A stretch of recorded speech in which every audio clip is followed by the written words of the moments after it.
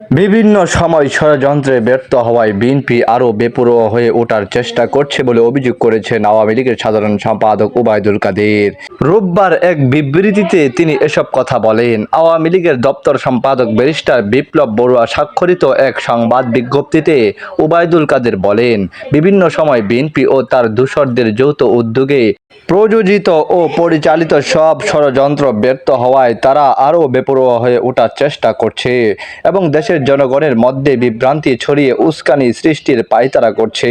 তিনি বলেন, মির্জা ফখরুল ইসলাম আলমগীর জনগণের কাছে রাষ্ট্রযন্ত্রকে ঝুঁকুনি দেওয়ার আহ্বান জানিয়েছে, অথচ বিএনপি নিজেই রাজনৈতিকভাবে টালমাটাল অবস্থায় রয়েছে। ওবায়দুল কাদের বলেন, বিএনপি ব্যর্থ রাজনীতির দ্বারায় হাঁটায় হোঁচট আর ঝাঁকুনির প্রকোপে পর্যদস্ত। এই ঝাঁকুনি হলো বারবার পরাজয়ের ঝাঁকুনি।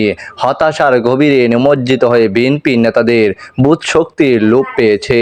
দিন দিন তারা দেশ, রাষ্ট্র ও জনগণকে শত্রুতে পরিণত করতে চলেছে।